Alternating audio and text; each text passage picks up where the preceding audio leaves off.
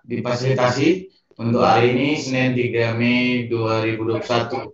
Selama ini kita wajib melaksanakan webinar ya Bapak Ibu, minimal setiap sebulan sekali kita buat ya. Ya, terima kasih admin.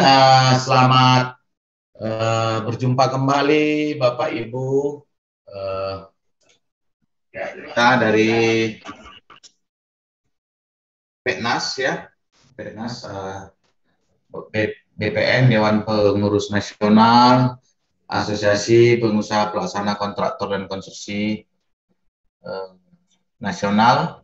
Hari ini kita akan membahas webinar tantangan dalam Undang-Undang Nomor 2 Tahun 2017 Jasa Konstruksi terkait asosiasi badan usaha. Oke. Next slide, admin, next slide please.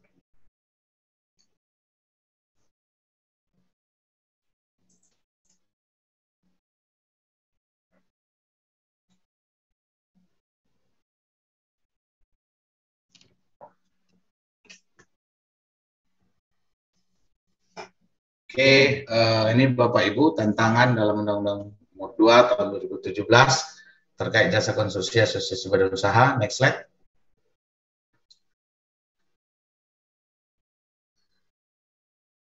Ada ikhtiar, ada 8 ya pengantar, tantangan membangun infrastruktur, tatanan pemerintahan baru atau good governance, sistem jasa konstruksi, undang-undang jasa konstruksi, sistem keinsinyuran, undang-undang nomor 11 tahun 2014, dan undang-undang nomor 2 tahun 2017 tentang jasa konstruksi. Yang ketujuh adalah tantangan asosiasi badan usaha, dan ke-8 adalah penutup. Oke, next slide.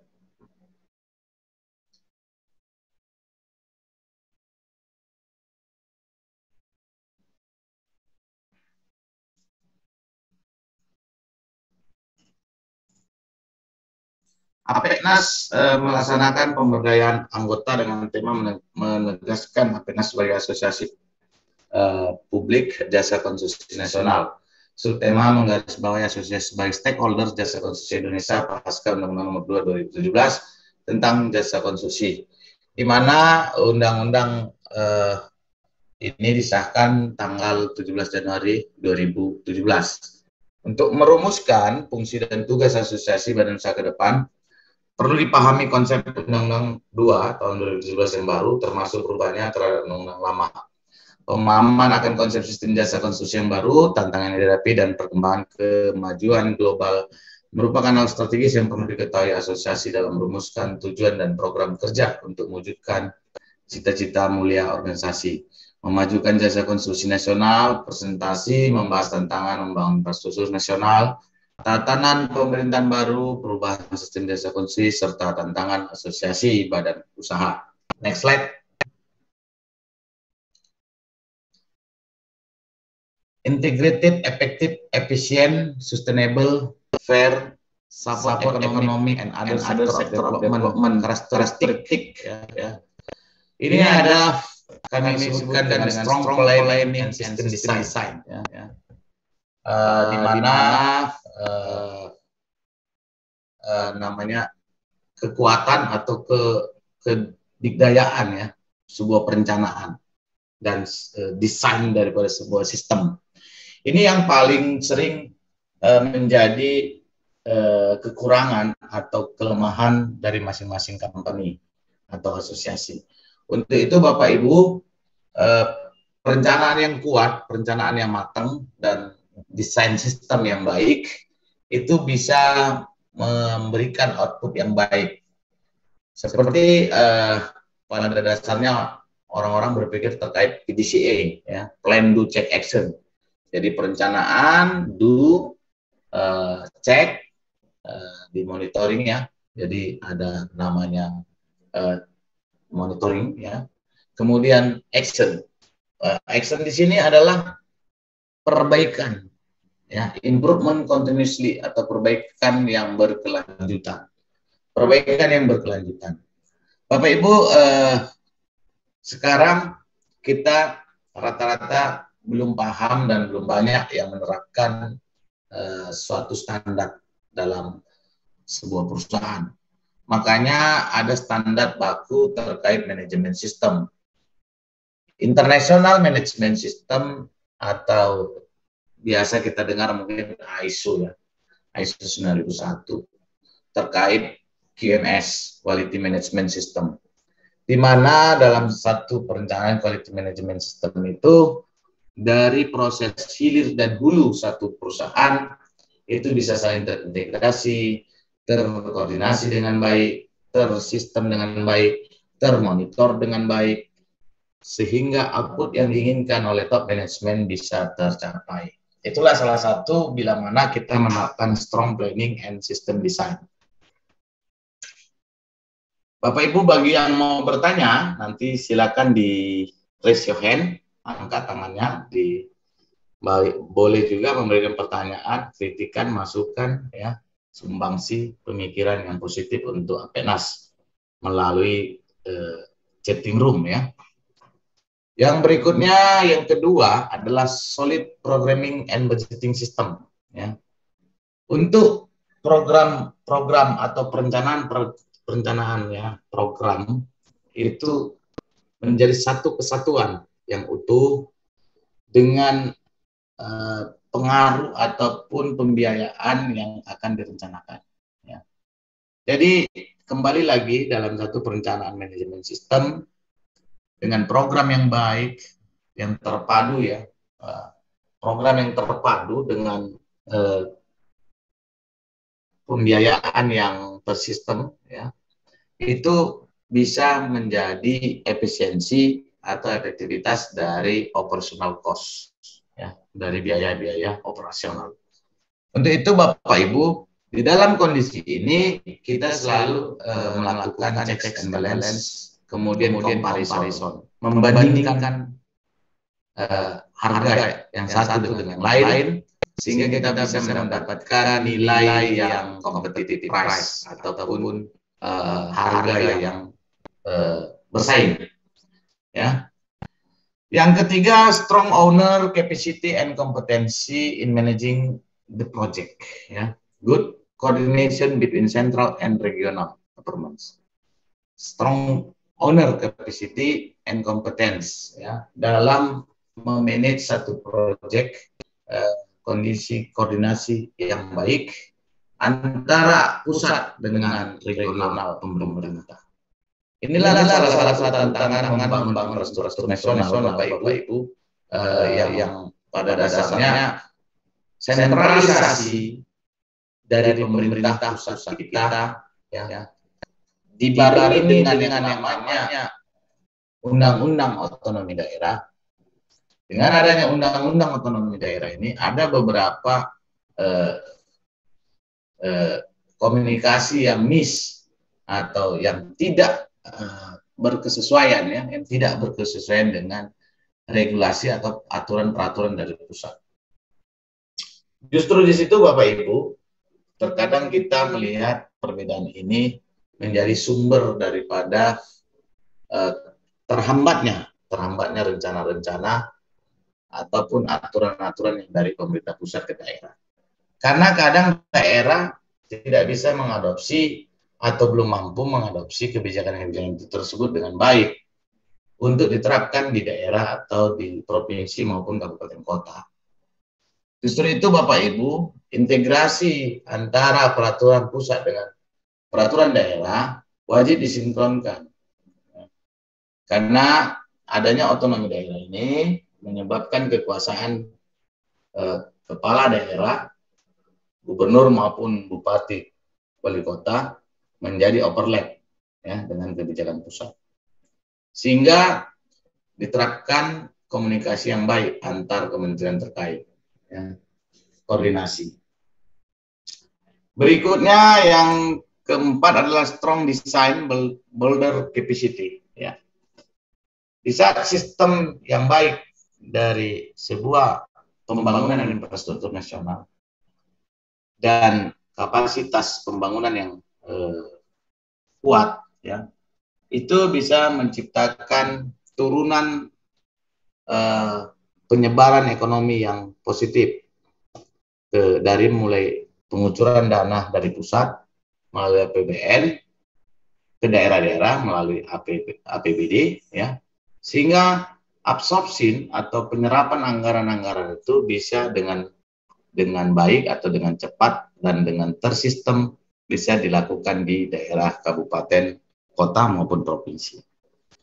Good collaboration and coordination between parties, ya, supply chain dan integrated value chain.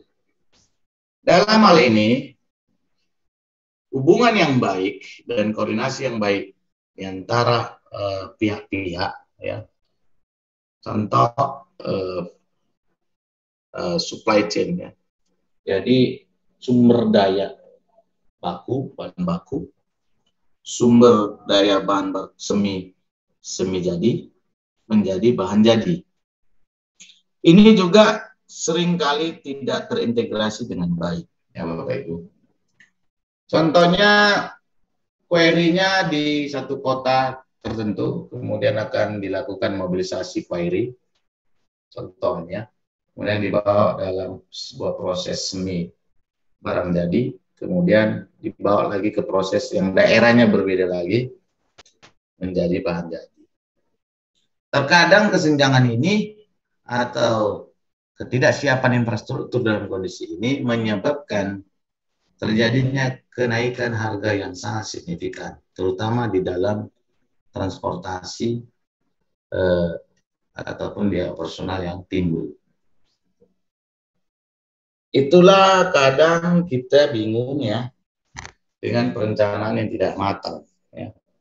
Jadi kebanyakan kita hanya tahunya membangun dan tidak melakukan perencanaan dari hilir ke hulu. Yang berikutnya Bapak Ibu, yang ketujuh adalah sustainability. Good of infrastructure and facility managed as asset by related sector. Sustainability. Jadi dalam sustainability ini Bapak Ibu, kehandalan, ya, kehandalan daripada infrastruktur dan kelengkapan itu menjadi satu modal, ya, investasi modal yang terkait dengan sektor masing-masing. Untuk sektor jasa konsumsi, ini berarti perencanaan atau pengadaan ataupun adanya jalur-jalur transport, ya, baik itu laut, darat maupun udara. Kelengkapan infrastruktur inilah yang harus diintegrasikan sehingga dapat mempercepat pertumbuhan ekonomi, ya Bapak Ibu. Oke, kemudian funding availability, KPBU, ya, planning, competence, collaboration, and coordination adalah kunci daripada keberhasilan itu. Kalau kita lihat pembiayaan atau pendanaan, ini adalah menjadi big issue atau isu yang besar di Indonesia bagi para kontraktor. Karena saat ini memang terus terang survival atau kebertahanan daripada kontraktor adalah menggunakan kekuatan finansial sendiri, itu rata-rata. Kecuali kalau kontraktor dari BUMN. Memang BUMN itu ada penempatan modal, ya, penempatan modal dari Kemenkeu, sehingga mereka bisa mendapatkan aliran-aliran dana segar terus. Untuk itu Bapak Ibu, bagi kontraktor BUMN, seyogianya memang penggunaan pendanaan tersebut maupun kerjasama tersebut dapat direncanakan dengan baik dari mulai perencanaan sampai eksekusi proyek. Kompetensi. Dengan kompetensi ini berarti kita bicara kompetensi, ya, kompetensi SDM, sumber daya manusia atau personal daripada person in charge, ya, person in charge dari masing-masing proyek itu sangat dibutuhkan. Dari mana latar belakangnya, baik latar belakang pendidikan maupun pengalaman dari seorang pemimpin. Sebagaimana seorang pemimpin adalah manajerial yang baik. Berikutnya collaboration. Collaboration atau kolaborasi dengan berbagai pihak, ya, baik pusat maupun daerah, itu sangat dituntut dalam pelaksanaan pekerjaan-pekerjaan konstruksi. Dan koordinasi dengan lintas departemen itu juga sangat penting ya Bapak Ibu. Jadi sampai di sini Bapak Ibu ada yang mau ditanyakan? Oke, saya lanjut ya. Kalau ada yang mau bertanya, silakan. Next slide. Saya bisa lihat di sini membangun infrastruktur terintegrasi. Bisa dilihat ya Bapak Ibu ya. Ada yang bertanya sampai sini?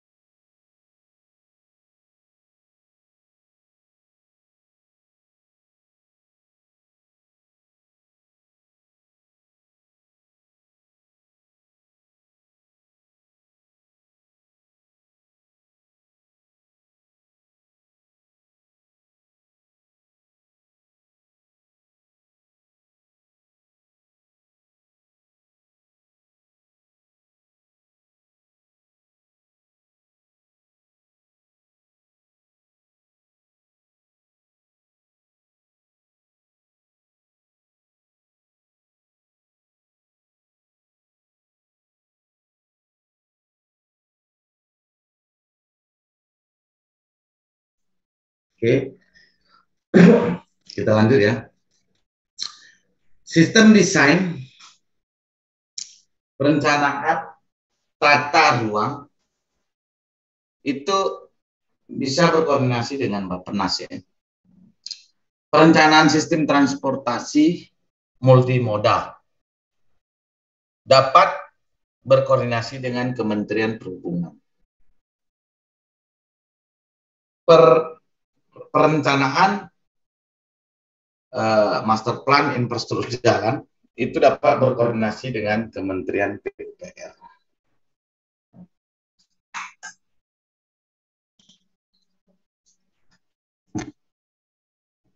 Project life cycle dalam sektor infrastruktur, Bapak Ibu,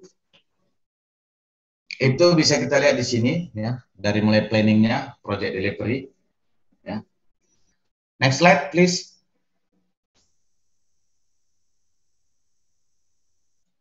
Sistem desain dari mulai perencanaan tata ruang, dari perencanaan tata ruang nasional, provinsi maupun kabupaten kota. Perencanaan sistem transportasi multimoda, perencanaan master plan infrastruktur pelabuhan, bandara, jaringan jalan, kereta api.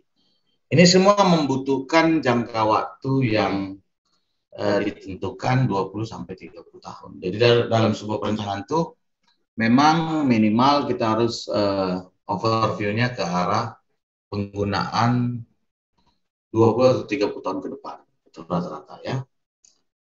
Perencanaan planning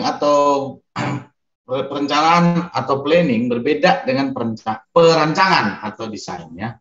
Jadi direncanakan planning, perancangan itu desain. Ya. Perencanaan menyangkut manajemen, perencanaan, manajemen resource, waktu. Namun di dalamnya terdapat desain, misal sistem desain maupun basic desain. Desain adalah creation oleh profesional engineer. Programming dan budgeting umumnya tidak mencakup desain. Ya, itu dia. Next slide. Project life cycle atau project delivery system. Ini bisa kita lihat dari motor daya saing, kreativitas, dan inovasi. Bukan saja produktivitas dan efisiensi, kolaborasi internal melengkapi kompetisi internal. Ya. Kalau kita lihat di sini desain D, B itu bit, B itu bold, ya, bold. Construction management at risk, CMAR, construction management and risk. Design, build, DB, EPC, Engineering Procurement Construction, Delivery, ya. Kemudian kita bisa lihat juga di sini planning project delivery dalam as delivery system, ya, project life cycle and project delivery system, ya. Next slide. Ini ada partnership towards integrated value chain, dari mulai owner, kontraktor, joint venture atau joint operation, kemudian ada subkontraktor di sana, ada supply chain di sana, ada manufaktur, supplier, dan produsen. Sehingga triangle ini, supervision atau konsultan ini bisa berjalan dengan baik, ya. Oke, bisa kita lihat di triangle, ya, triangle partnership towards integrated value chain. Next slide, please. Arahan kebijakan pengembangan kontraktor. Kualifikasi pemihakan berdasarkan kekayaan bersih atau nilai rupiah pengalaman kerja. Ini ada klasifikasi B, medium, dan kecil. Klasifikasi berdasarkan kompetensi umum atau khusus. Kedua, pihak yang berhubungan dengan owner dan pekerjaan pihak lain yang ada. Tiga, lingkup tanggung jawab proyek. Dari mulai badan usaha gedung, sipil, mekanika elektrikal, jasa pelaksanaan lainnya. Spesialis keterampilan kerja. Zona kontraktornya adalah zona B umum, zona M menengah, dan K kecil.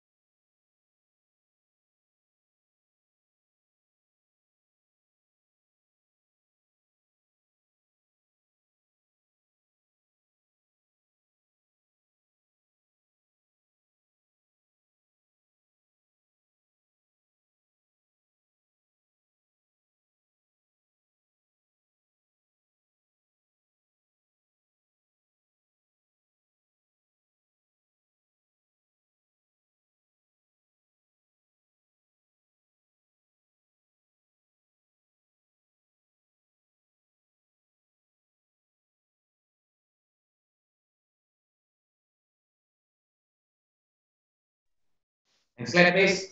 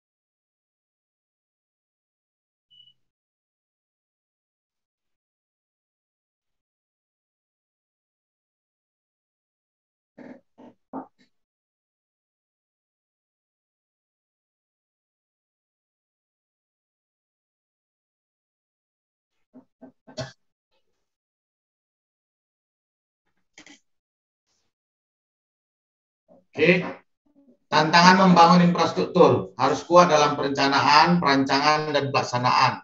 Sistem desain, project life cycle, dan project delivery. Harus kuat dalam programming and budgeting. 3. Kapasitas dan kompetensi pemerintah sebagai regulator dan pengguna jasa harus baik. Koordinasi pusat daerah. Keempat, konsultan dan kontraktor yang kompeten. Kelima, project delivery harus berkembang. Keenam, rantai pasok dan value chain kolaborasi harus maju, subkontraktor, kontraktor spesialis, dan supplier dari sektor industri perlu dikembangkan. 7, dana harus tersedia. Next slide. Perkembangan pemerintah. Bisa kita lihat di sini pemerintahan totalitarian, pemerintahan demokratik, ya. Sesuai dengan reformasi 1998, HAM dan demokrasi. Next slide. Perkembangan pemerintah pada tahun 98 sejalan dengan kemenangan Barat atas Timur terjadi reformasi. Dari pemerintahan totalitarian menjadi pemerintahan demokratik. Dari bad governance menjadi good governance yang ditandai oleh prinsip tarif atau transparansi, accountability, responsiveness, independent, fair. Participatory, rule of law, equitable, and inclusive, konsensus, dan lain-lain. 2. Peralihan peran pemerintah dari regulator dan operator menjadi regulator, fasilitator, dan pengawas. Tanggung jawab pemerintah melindungi kepentingan rakyat kecil dan menjamin kemajuan bangsa. Peningkatan peran swasta sebagai operator atau koperasi dan kompetisi. Lebih mekanisme pasar, ada risiko kapitalisme jika tanpa etika dan pemerintah yang kuat. 4. Peningkatan peran masyarakat profesional yang sudah berdaya sebagai pengontrol ditandai dengan kehadiran badan semi pemerintah, peran memberi masukan, sertifikasi, dan contracting agency. Next slide. Tahapan peningkatan peranan masyarakat dapat kita lihat di sini dari waktu ke waktu. Pemerintah plus forum stakeholder, pemerintah plus badan dalam pemerintah, kemudian pemerintah plus badan independen, pemerintah plus badan independen, kemudian di sini ada keberadaan LPJK, baik itu dalam Undang-Undang 1899 maupun dalam Peraturan Pemerintah Nomor 28 Tahun 2000. Kemudian Independent Regulatory Board. Ya. Next slide. Tatanan pemerintah baru. Bergeser dari totalitarian ke arah pemerintah partisipatif atau good governance, melibatkan partisipasi seluruh masyarakat atau prinsip tarif seperti yang disebutkan di atas, maka ada beberapa hal yang perlu kita pikirkan Bapak Ibu terkait good governance. Implementasi daripada aturan dan peraturan tersebut dari hierarki peraturan dan perundang-undangan dari pusat ke daerah sampai terbitnya perda di masing-masing provinsi maupun kabupaten kota. Yang kedua, peran pemerintah sebagai regulator atau fasilitator pengawas. Yang ketiga, pemerintah mengatur pasar atau supply kontraktor termasuk demand, APBN, APBD, KPBU, kerjasama pemerintah dan swasta dalam membangun infrastruktur publik. Keempat, peran lembaga menjadi sentral semakin besar. Masukan dan kebijakan dan sertifikasi. Peran pemerintah semakin kecil, lembaga dibiayai sepenuhnya oleh pemerintah. Yang kelima, asosiasi badan usaha dan asosiasi profesi semakin berperan dan berkembang, menjaga etik, meningkatkan kompetensi, memperjuangkan dukungan pemerintah, dan melindungi kepentingan anggota. Next slide.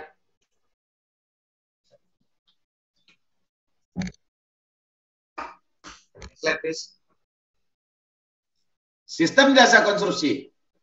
Market nasional, demand pengguna jasa, dana swasta, PBN, KPBU, rekrutmen lelang, suplai penyedia jasa, kontraktor, konsultan, tenaga ahli insinyur, LKPP, PUPR, perumahan, pemerintah, Kementerian PUPR, termasuk Dirjen Balai Konstruksi. Inilah masyarakat profesional di jasa konstruksi, termasuk juga asosiasi perusahaan, asosiasi profesi, PT, dan LSM. Next slide.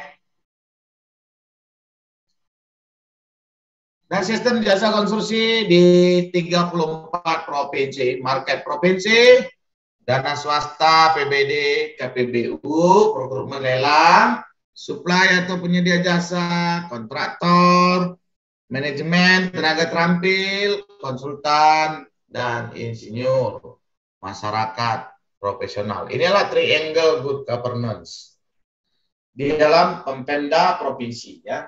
Next slide. Pelayanan dasar, pelayanan publik untuk memenuhi kebutuhan dasar, SPM, ketentuan jenis dan mutu pelayanan dasar, urusan pemerintah, absolut, ya, pemerintah pusat, konkuren, pemerintah kabupaten kota. Berkaitan pelayanan dasar, SPM, tidak berkaitan pilihan. Yang C, umum kewenangan presiden, menjadi turunannya kepada kewenangan gubernur, turunannya kepada kewenangan bupati wali kota, dan turunannya kepada camat. Eselon 2 dalam subbidang pendidikan, kesehatan, pekerjaan umum, sosial, ketertiban umum, perumahan. Eselon 3 bidang UPTB, balai, penataan ruang, jalan, sumber daya air, drainase, pemukiman, infrastruktur, penataan bangunan dan lingkungan, dan bangunan gedung, air minum, persampahan, air limbah, dan jasa konstruksi. Next slide.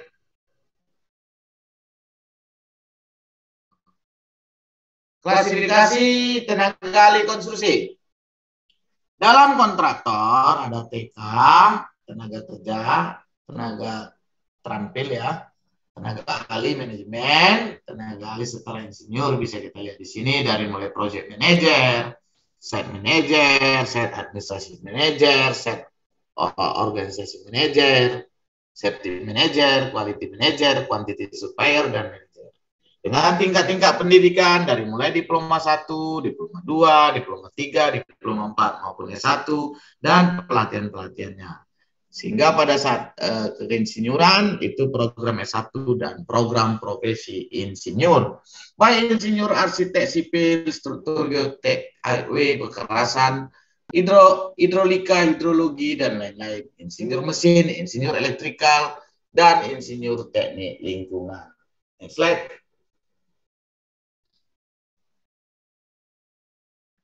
Perbandingan insinyur dan TK, output kecendikiawan, TK-nya itu terampil, proses pembelajaran pendidikan, TK-nya pelatihan, liability, bakuan kompetensi, uji kompetensi, organisasi, termasuk asosiasi profesi maupun serikat kerja.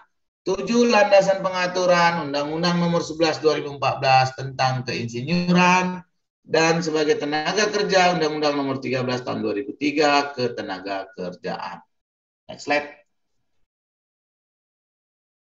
Ajas penyelenggaraan jasa konstruksi, kejujuran dan keadilan, manfaat, kesetaraan, keserasian, keseimbangan, profesionalitas, kemandirian, keterbukaan, kemitraan, keamanan dan keselamatan, kebebasan, pembangunan berkelanjutan, dan wawasan lingkungan. Next slide. Sampai sini ada pertanyaan Bapak Ibu? Oke, kita lanjut. Tujuan dan tanggung jawab kewenangan penyelenggaraan jasa konstruksi bertujuan memberikan arah pertumbuhan dan perkembangan, mewujudkan ketertiban, mewujudkan peningkatan partisipasi masyarakat, menata sistem, menjamin tata kelola penyelenggaraan, menciptakan integrasi nilai tambah. Pemerintah pusat bertanggung jawab atas A. Meningkatnya kemampuan dan kapasitas usaha. B. Terciptanya iklim usaha yang kondusif. C. Terselenggaranya jasa konstruksi sesuai standar. D. Meningkatnya kompetensi tenaga kerja. E. Meningkatnya kualitas penggunaan material, peralatan, dan teknologi. Meningkatnya partisipasi masyarakat, sistem informasi tersedia. Next slide. Sektor struktur usaha jasa konstruksi bisa kita lihat jenis usaha, sifat, klasifikasi, dan layanan usaha. Next slide. Kualifikasi dasar penilaian dan segmen pasar badan usaha bisa kita lihat kualifikasi kecil, menengah, besar. Kualifikasi menentukan batasan kemampuan dan segmentasi usaha. Dasar penilaian adalah penjualan tahunan, kemampuan keuangan, ketersediaan tenaga kerja konstruksi, dan kemampuan dalam penyediaan peralatan konstruksi. Next slide. Persyaratan izin usaha atau SPU, setiap badan usaha jasa konstruksi wajib memiliki izin usaha. Izin usaha diberikan oleh Pemda Kabupaten Kota kepada badan usaha yang berdomisili di wilayahnya sesuai dengan ketentuan peraturan perundang-undangan. Izin usaha berlaku untuk melaksanakan kegiatan usaha jasa konstruksi di seluruh wilayah NKRI. Setiap badan usaha wajib memiliki SPU. SPU diterbitkan melalui suatu proses sertifikasi dan registrasi oleh Menteri. SPU paling sedikit memuat jenis usaha, sifat usaha, klasifikasi usaha, dan kualifikasi usaha. Next slide. Tanda daftar pengalaman dan pengembangan. Tanda daftar pengalaman untuk mendapatkan pengakuan pengalaman usaha setiap badan usaha jasa konstruksi, kualifikasi menengah dan besar, harus melakukan registrasi pengalaman kepada Menteri, diatur dengan Permen. Registrasi pengalaman dibuktikan dengan tanda daftar pengalaman. Tanda daftar pengalaman paling sedikit memuat nama, paket pekerjaan, pengguna jasa, tahun pelaksanaan pekerjaan, nilai pekerjaan, dan kinerja penyedia jasa. Pengembangan usaha berkelanjutan. Setiap badan usaha jasa konstruksi harus melakukan pengembangan usaha berkelanjutan dengan tujuan meningkatkan tata kelola usaha yang baik, memiliki tanggung jawab profesional, termasuk tanggung jawab usaha terhadap masyarakat. Bapak Ibu, sampai di sini ada pertanyaan? Ya, kita lanjut ya. Next slide. Next slide, please.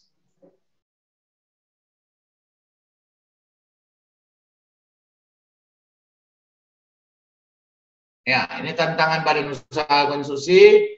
Fungsi dan tugas berdasarkan Undang-Undang Nomor 2 2017. A. Mendapatkan akreditasi badan usaha dari Menteri dengan persyaratan jumlah dan sebaran anggota, pemberdayaan kepada anggota, pemilihan secara demokratis, sarana dan prasarana tingkat pusat dan daerah, pelaksanaan kewajiban sesuai peraturan perundang-undangan, membentuk lembaga sertifikasi badan usaha, Memeriksa persyaratan badan usaha yang mengajukan SPU paling sedikit. Jenis, sifat, klasifikasi, dan kualifikasi. D. Mengurus sertifikasi dan registrasi badan usaha kepada Menteri. Mengusahakan terpilih menjadi anggota lembaga untuk dapat memberikan masukan kebijakan dan melakukan pengawasan. I. F. Yang membantu badan usaha dalam persiapan dari daftar pengalaman, membuat nama paket pekerjaan, pengguna jasa, dan pelaksanaan pekerjaan, nilai pekerjaan, dan kinerja penyedia jasa. G. Melaksanakan pengembangan usaha berkelanjutan, meningkatkan tata kelola usaha yang baik, memiliki tanggung jawab profesional. Next slide.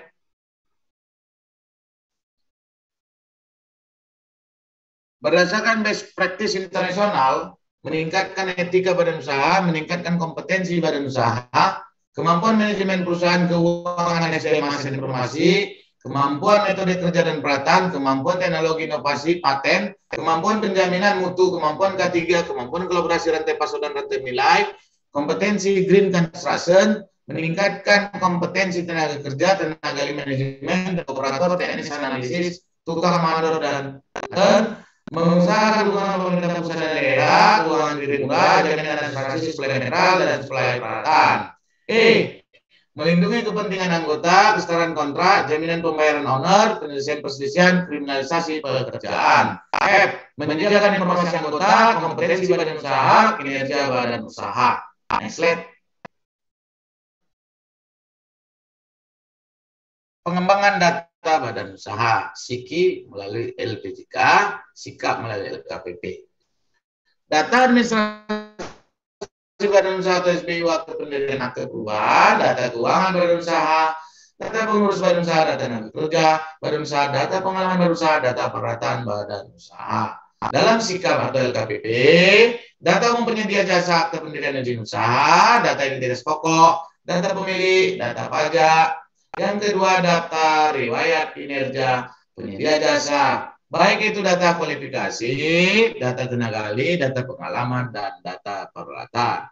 Sehingga data badan usaha tersebut, kompetensi badan usaha, memiliki identitas data umum, sumber daya, pengalaman perusahaan, keuangan, lain-lain, dan kinerja proyek badan usaha. Next slide.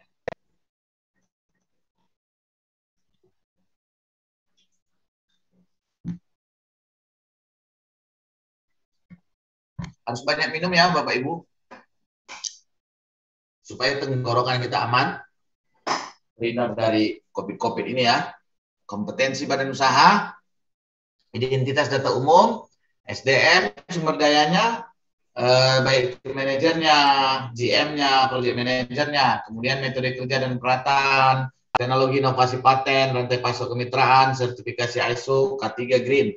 Yang ketiga, pengalaman kerja atau kontrak, bidang pekerjaan, nilai proyek, penilaian owner. Yang keempat, kondisi finansial, pendapatan, ekuitas, laba, nilai aset, nilai kewajiban atau liabilitas. Kelima, litbang, divisi K3, pengembangan teknologi, pengembangan usaha. 6, social responsibility, membantu bencana, menyumbang peralatan, membantu pendidikan, tanggung jawab lingkungan, dan lain-lain. Next slide.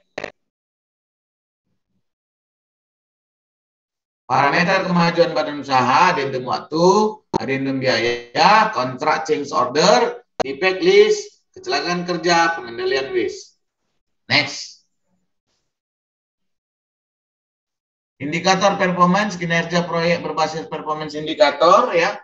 Bisa itu objektif indikatornya, cost growth-nya, approach CCU, kemudian schedule growth, change order rate, subjective indikator, skala like, DC owner, management and administrasi, equipment and facility, subcontracting, planning dan scheduling, E quality, F workmanship, G material procurement, H cost control, E safety, J loss prevention.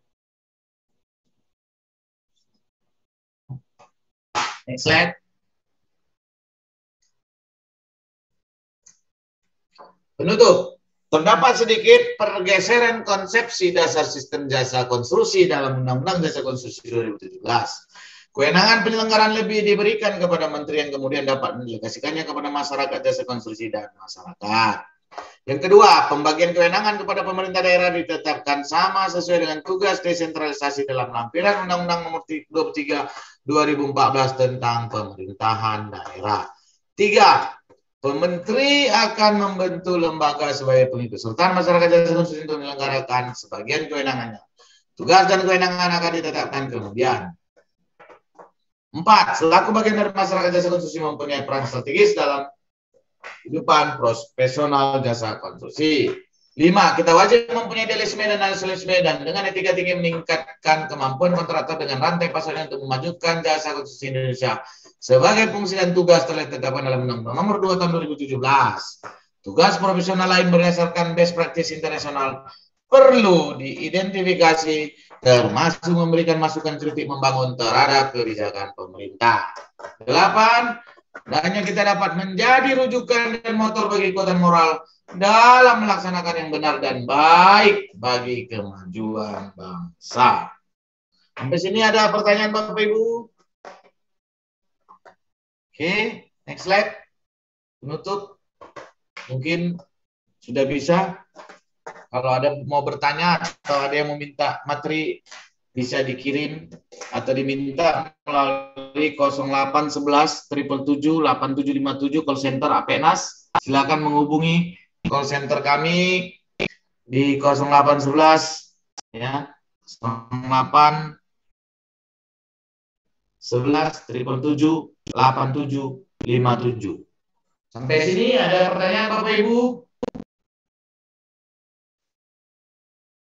Halo. Baik. Karena pada sibuk semua ya Bapak Ibu. Baik, sampai di sini mudah-mudahan kita bisa ketemu di kesempatan yang lain. Kami tetap menyarankan tetap menjaga kesehatan Bapak Ibu sekalian, konsumsi vitamin C, kemudian jangan lupa untuk berolahraga senantiasa di masa-masa pandemi ini. Kami berharap Bapak Ibu semua sehat-sehat walafiat dan dapat juga melakukan aktivitas meskipun aktivitas saat ini masih aktivitas terbatas bagi kita. Semoga Bapak Ibu dalam keadaan sehat dan dilindungi Tuhan senantiasa. Atas kerjasamanya kami ucapkan terima kasih. Salam konstruksi Bapak Ibu. Saya kembalikan ke admin. Ya Pak, terima kasih banyak Pak. Ya, terima kasih.